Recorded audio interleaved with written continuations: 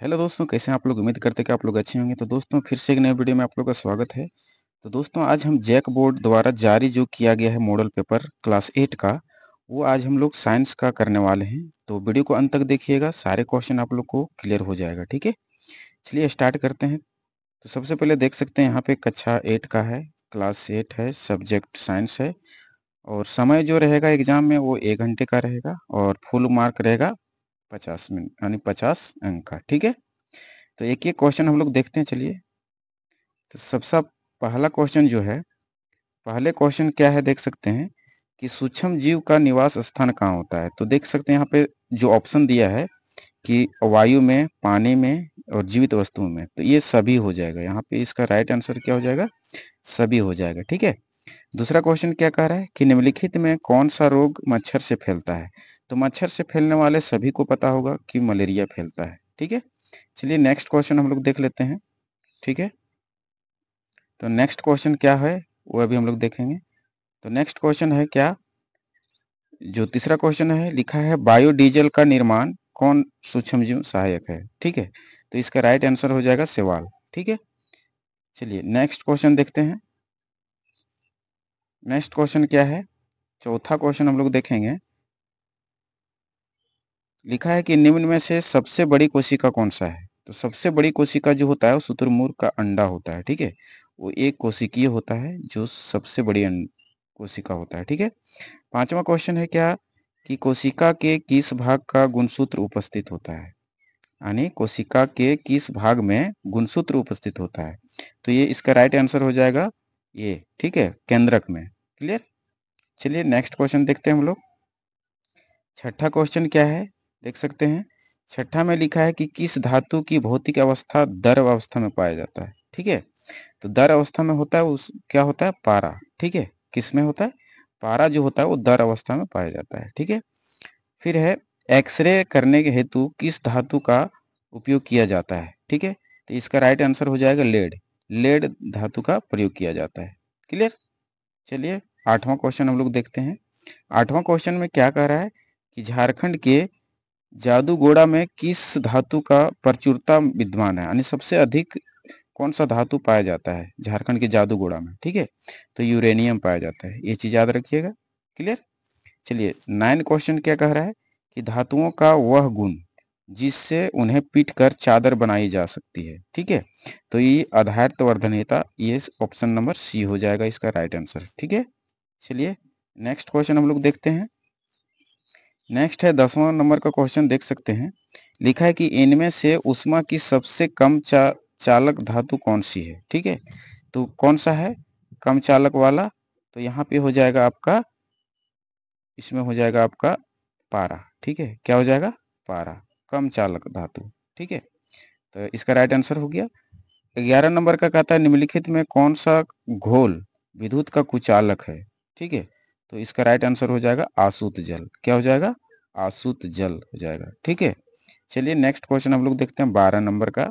12 number question में कह रहा है किस धातु पर इच्छित धातु की परत निक्षेपित करने की प्रक्रिया को क्या कहते हैं। ठीक है, तो इसका राइट आंसर हो जाएगा विद्युत लेपन। क्या कहलाता है, विद्युत लेपन कहलाता है। 13 नंबर का क्वेश्चन है कि निम्नलिखित में से किनमें आंतरिक जनन होता है। ठीक है, तो आंतरिक जनन होता है किसमें, तो ये मुर्गी में होता है। किसमें होता है, मुर्गी में आंतरिक जनन होता है। क्लियर, चलिए नेक्स्ट क्वेश्चन हम लोग देखते हैं तुरंत। अब देखिए 14 नंबर का क्वेश्चन क्या कह रहा है कि हाइड्रा में जनन की विधि को क्या कहते हैं। तो ये आप लोग को पता होगा कि मुकुलन कहलाता है। क्या कहलाता है, मुकुलन। ठीक है, 15 नंबर क्वेश्चन कहता है पृथ्वी की सतह से ऊंचाई के बढ़ने के साथ साथ वायुमंडलीय दबाव क्या होता है। तो ये घटता है। क्या होता है, घटता है। ठीक है, चलिए नेक्स्ट क्वेश्चन हम लोग देखते हैं 16 नंबर का क्वेश्चन। ठीक है, तो 16 नंबर का हो जाएगा कि दाब का मात्रक क्या है। तो देखिए पास्कल भी दिया है और न्यूटन प्रति वर्ग मीटर भी है, तो ये दोनों हो जाएगा। तो ऑप्शन नंबर सी इसका राइट आंसर हो जाएगा, जो दोनों होगा। ठीक है, चलिए अगला क्वेश्चन देखते हैं। 17 नंबर का क्वेश्चन करता है निम्नांकित बलों में कौन सा संपर्कित बल है। ठीक है, संपर्कित मतलब संपर्क होते हुए जाता है, तो वो घर्षण बल होता है। क्या होता है, घर्षण बल। ठीक है, 18 नंबर का है निम्नलिखित में कौन सा पदार्थ या दहनशील, मतलब जलता नहीं है। कौन सा पदार्थ जलता नहीं? तो पत्थर यहाँ इसका राइट आंसर हो जाएगा। पत्थर को हम लोग नहीं जला सकते हैं, ठीक है। चलिए नेक्स्ट क्वेश्चन हम लोग देखते हैं। 19वां नंबर क्वेश्चन क्या कहता है कि किसी पदार्थ के दहन का पोषक पदार्थ होता है। देखिए कोई भी चीज दह यानी जलता है तो ऑक्सीजन की उपस्थित होना बहुत जरूरी है। अगर ऑक्सीजन उपस्थित नहीं होगा तो वो पदार्थ नहीं जलेगा, ठीक है। तो इसलिए इसका राइट आंसर क्या हो जाएगा? ऑक्सीजन हो जाएगा, ठीक है। 20 नंबर का क्वेश्चन कहता है किसी ज्वाला का सबसे अधिक गर्म भाग कौन सा होता है? जैसे कोई चीज अगर हम लोग गर्म करते हैं, मान लीजिए एक पत्थर गर्म करते हैं, तो ये बाहरी जो परत होता है, ठीक है, बाहरी भाग जो होता है वो सबसे ज्यादा गर्म होता है, ठीक है। तो इसका राइट आंसर हो जाएगा सबसे बाहरी भाग। क्लियर। चलिए नेक्स्ट क्वेश्चन हम लोग देखते हैं।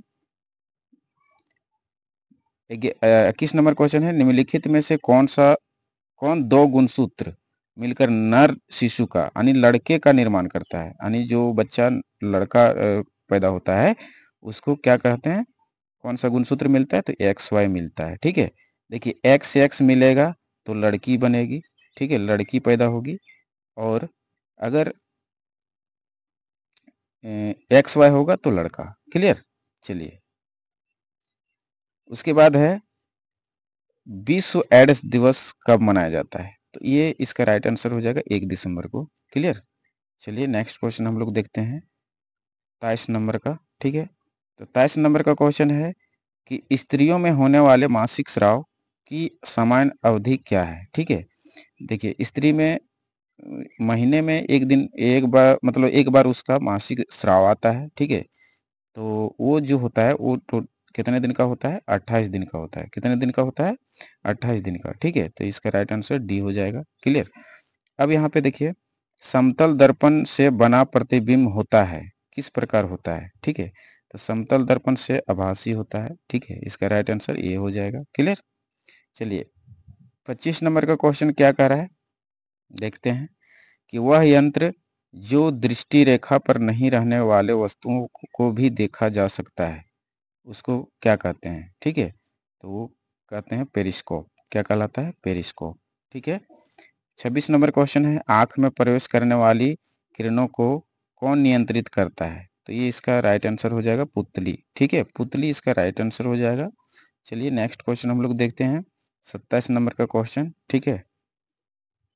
लिखा है कि वर्षा ऋतु में बोई जाने वाली एवं अक्टूबर से दिसंबर तक फसल की कटाई वाली फसलें कहलाती है, क्या कहलाती है? तो इसका राइट आंसर हो जाएगा खरीफ फसल कहलाता है। क्या कहलाता है? खरीफ फसल, ठीक है।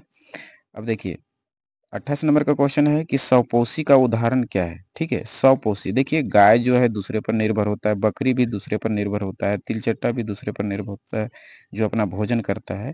अमरूद है ये स्वयं भोजन बनाता है, ठीक है, अमरूद का पौधा। तो इसका राइट आंसर क्या हो जाएगा? अमरूद का पौधा, ठीक है। चलिए नेक्स्ट क्वेश्चन हम लोग देखते हैं क्या है। 29 नंबर का क्वेश्चन यहाँ पे है लिखा है हार्वेस्टर मशीन द्वारा फसल की जाती है, क्या की जाती है? हार्वेस्टर द्वारा क्या करना पड़ता है? तो कटाई। इसका राइट आंसर क्या हो जाएगा? कटाई, ठीक है। अब यहाँ पे देखिए 30 नंबर का क्वेश्चन है कि बड़े शहरों में रात्रि में चांद तारे ग्रह उपग्रह क्यों नहीं दिखाई देता है? ठीक है। तो इसका राइट आंसर हो जाएगा आपका सी नंबर का धूल धुएं से भरे आसमान में कहीं खो जाते हैं, ठीक है। तो इसका राइट आंसर सी हो जाएगा, ठीक। अब हम लोग नेक्स्ट क्वेश्चन देखेंगे 31 नंबर का, ठीक है, कि सबसे दूर का ग्रह कौन सा है? ठीक है। तो सबसे दूर का ग्रह कौन सा है? तो नेपच्यून हो जाएगा, ठीक है, राइट आंसर। 32 का है खगोलीय पिंडों की दूरी को किस इकाई द्वारा मापा जाता है? तो ये प्रकाश वर्ष, ये सभी को पता होगा, ठीक है। चलिए नेक्स्ट क्वेश्चन देखते हैं हम लोग। नेक्स्ट क्वेश्चन है 33 नंबर का कि किस घर्षण की अपेक्षा सर्पी घर्षण कम होता है? ठीक है। तो इसका राइट आंसर हो जाएगा आपका स्थैतिक घर्षण, ठीक है। 34 नंबर में है कि तरल हवा जल में गति करने वाली वस्तु को उचित आकार देकर घर्षण बल डैश किया जाता है, ठीक है। तो इसका राइट आंसर क्या हो जाएगा आपका? इसका राइट आंसर हो जाएगा कम होता है, ठीक है। चलिए नेक्स्ट क्वेश्चन हम लोग देखते हैं। नेक्स्ट क्वेश्चन क्या है? तो 35 नंबर का क्वेश्चन है, देख सकते हैं यहाँ पे 35 में है कि किस आकृति की वस्तु पर तरल घर्षण कम होता है? ठीक है। तो इसका राइट आंसर हो जाएगा नौकाकार। क्या हो जाएगा? नौकाकार। ठीक है।